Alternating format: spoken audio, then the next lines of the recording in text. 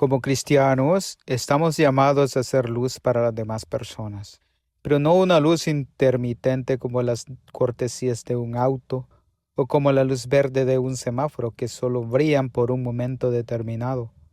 Estamos llamados para brillar constantemente, pero no un brillo para nuestra exaltación, sino un brillo que resalte al Señor Jesucristo en cada aspecto de nosotros. La lección de esta semana está titulada Brillar como luces en la noche. En el Antiguo Testamento podemos identificar cómo Dios le dijo a los hebreos que sean obedientes en todo momento a la voluntad de Dios. Y esa obediencia atraía la sabiduría y su inteligencia para cada uno de ellos. Y eso los iba a distinguir del resto de los seres humanos. Y el resto de los seres humanos dirían: qué pueblo sabio y entendido, qué nación grande es esta. Según lo menciona el libro de Deuteronomio capítulo 4 verso 6, ellos estaban llamados a ser esa luz en medio de aquella tan grande oscuridad que había en la tierra en ese tiempo. Y cuando hablo de oscuridad, me refiero a tan grande desconocimiento de la palabra de Dios en ese momento. En Juan 8:12 Jesús dijo, otra vez Jesús les habló diciendo: yo soy la luz del mundo, el que me sigue no andará en tinieblas, sino que tendrá luz de la vida.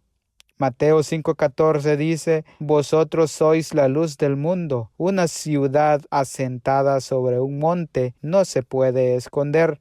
Cuando hablamos de Deuteronomio 4:6, Juan 8:12 y Mateo 5:14, estamos hablando de tener como punto central en nuestras vidas a Cristo Jesús. Pero necesitamos vivir como unos cristianos verdaderos. Si los estamos haciendo de esa manera, estamos reflejando esa luz de Cristo Jesús por medio de nosotros en tanta oscuridad que hay hoy en día en el mundo.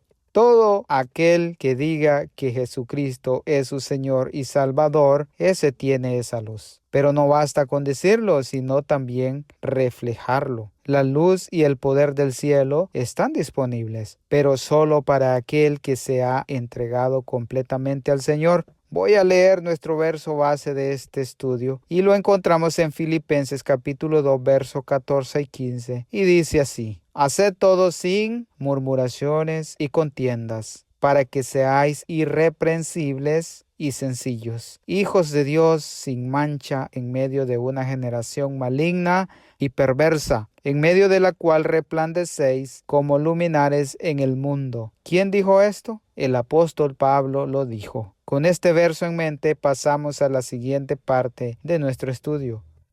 Mostramos lo que Dios produce. Así se titula esta parte de la lección. Vimos en la lección 3 cómo el apóstol presentó a Jesús como el ejemplo perfecto de humildad y obediencia a la voluntad de Dios. En esta oportunidad Pablo escribe una carta para los filipenses, el cual los está elogiando por su obediencia al Señor una vez que ellos recibieron la palabra del Señor. Filipenses capítulo 2, versos 12 y 13 dice: por tanto, amados míos, como siempre habéis obedecido, no como en mi presencia solamente, sino mucho más ahora en mi ausencia.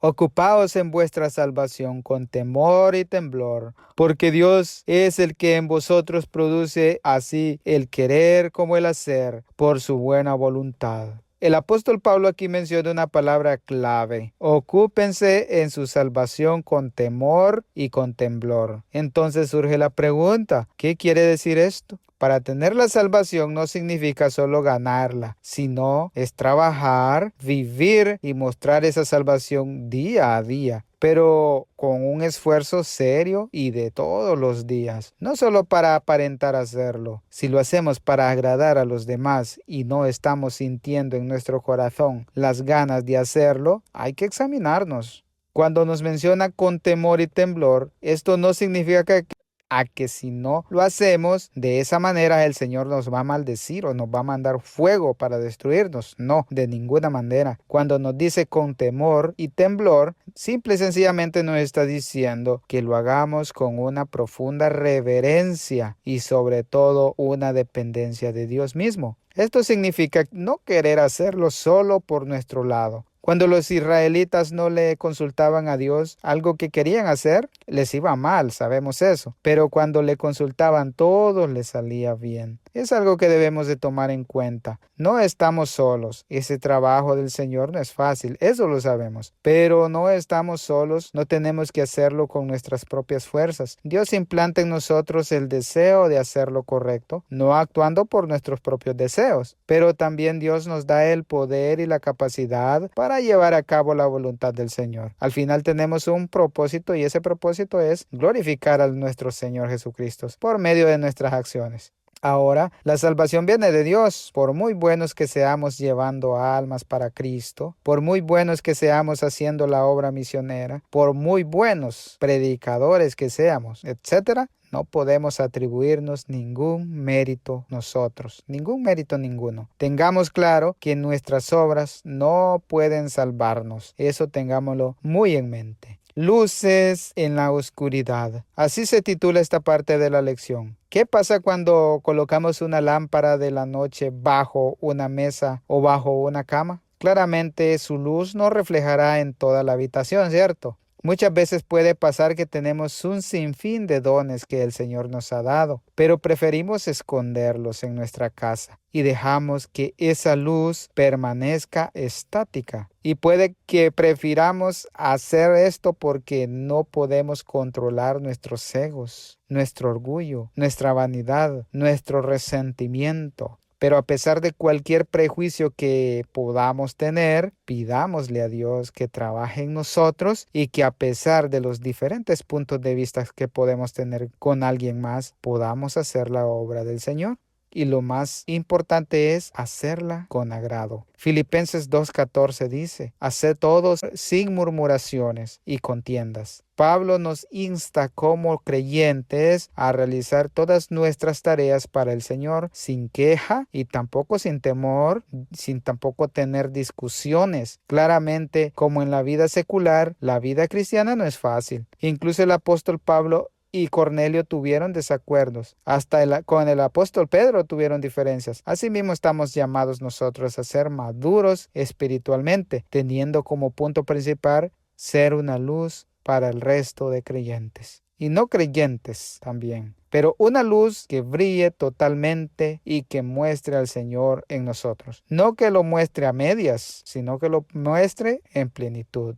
Entonces, ¿cómo debemos actuar? Filipenses 2:15, para que seáis irreprensibles y sencillos, hijos de Dios, sin mancha en medio de una generación maligna y perversa, en medio de la cual resplandecéis como luminares en el mundo. Vivimos en un mundo pecaminoso, sí. ¿Podemos contaminarlo? Sí. Pero solos no estamos. Pero apegados al Señor seremos luminares en medio de este mundo de pecado. Pero para ser esa luz que dice el apóstol Pablo, debemos ser sencillos, debemos ser sin mancha. Y este es el desafío que tenemos. Debemos ser como lo fue Job. Dice la Escritura que Job era un hombre perfecto, recto, temeroso ante los ojos de Dios y sobre todo apartado del mal.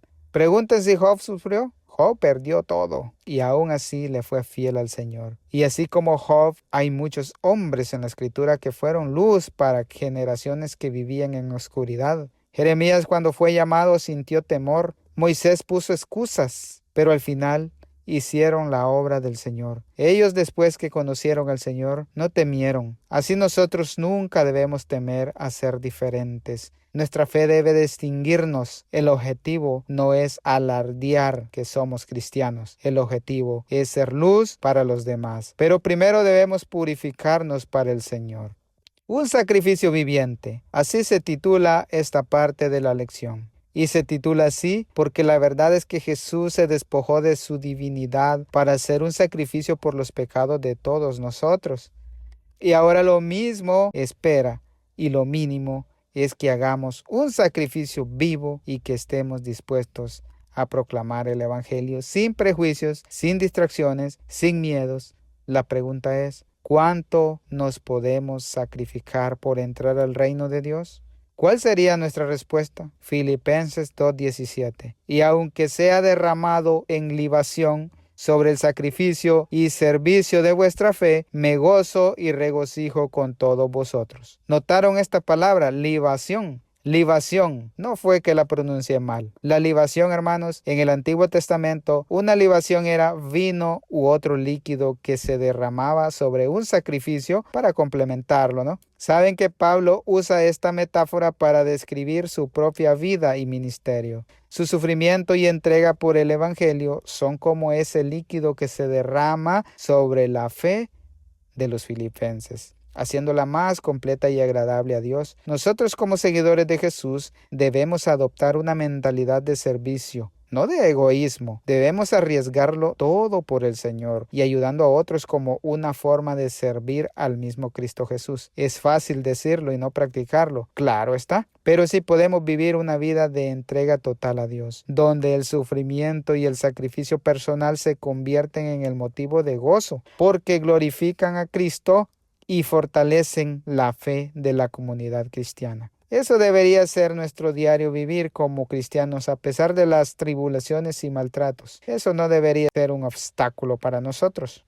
Un carácter probado es el título de esta parte de la lección. Piensa en las provocaciones, las dificultades, las molestias que has enfrentado recientemente y cómo tú has sobrellevado estas provocaciones. ¿Las has llevado con paciencia o has perdido la paciencia? Ahora, ¿qué podemos hacer para que estas experiencias vividas nos ayuden a ser más disciplinados? ¿Cómo podemos hacer nosotros para que nos ayuden? El testimonio que Pablo tenía hacia Timoteo es ejemplar y lo mismo se espera de nosotros. Y no es que Timoteo no sufriera todo lo antes mencionado, claro que sí, pero su carácter, su disciplina, su forma de vivir el evangelio fue vista por el apóstol Pablo. Y es que Timoteo lo que hacía no lo hacía para agradar a Pablo, sino para agradar a Dios. Él mostraba una fe no fingida como muchos lo podemos estar haciendo, solo para que nos mire el pastor o para que nos mire el líder que estamos comprometidos con la obra. Pongamos mucho ojo en esa parte. Segunda de Timoteo 1:5 dice, trayendo a la memoria la fe no fingida que hay en ti,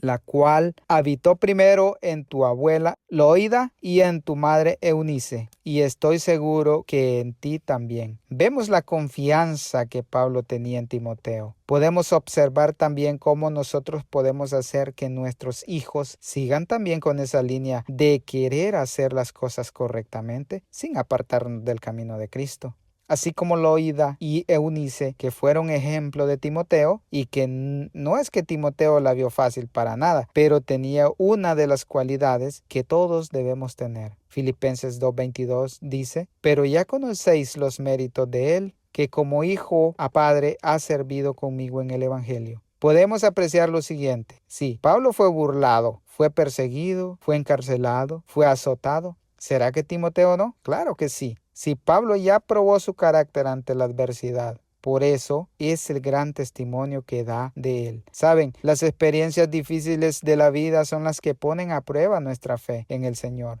Y es allí donde realmente conocemos qué tan apegados estamos al Señor. Tenemos un desafío y ese desafío es grande, de dejar la comodidad del mundo y seguir los pasos del Señor Jesús, pero no para que los demás digan que somos cristianos, sino porque realmente lo sentimos en el corazón. De esta manera, nuestro carácter será aprobado ante los ojos de nuestro Señor. Estimen a los que son como Él.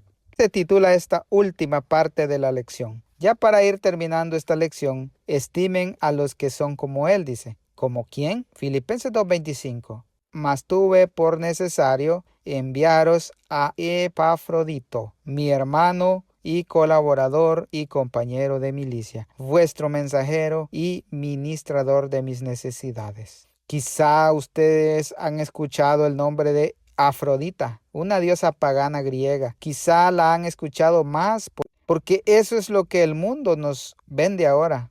Pero si yo pregunto quién fue Epafrodito, tal vez no lo ubiquemos quién fue. Y seguramente no, porque Epafrodito solo es mencionado en la carta de los Filipenses por el apóstol Pablo, ¿no? Pero ¿quién era Epafrodito? Bien, acabamos de leer el versículo, un hombre bien recomendado por el Pablo. Pablo lo consideraba como un hermano. Para ser un hermano se debe conocer bien a la persona. Lo cataloga como un colaborador. ¿Quién es colaborador? Es aquel que ayuda a la obra sin quejas, sin murmuraciones. También lo llama compañero de milicia. Un compañero de milicia porque Epafrodito estuvo con él, con el apóstol en las buenas, pero también estuvo en las malas. Dice el apóstol que Epafrodito era el administrador de todas sus necesidades. O sea que no solo compartía sus ideales, sino también proveía todo lo que el apóstol necesitaba. Lo que estuviese a su alcance, claro. Ahora bien, así como Epafrodito, estamos llamados a estar comprometidos con la obra del Señor en tiempos de abundancia y también en tiempos de escasez. Estamos llamados a servir sin importar a quién de nuestros semejantes. Debemos estar unidos, debemos ser ministradores de la palabra del Señor y sobre todo tener sensibilidad para con nuestros semejantes. Estamos llamados a ser felices, no a estar tristes. Y no importa la condición social que seamos, es necesario llegar a un mismo fin. No importa si somos ricos, no importa si somos pobres, no importa si somos altos, si somos bajos, no importa si somos delgados, si estamos un poco llenos. No importa, lo importante es que todos vayamos a servir para la obra del Señor. El fin primordial es servir a la obra del Señor. Así que esta es la lección de esta semana. Que el Señor me lo bendiga. Bendiciones.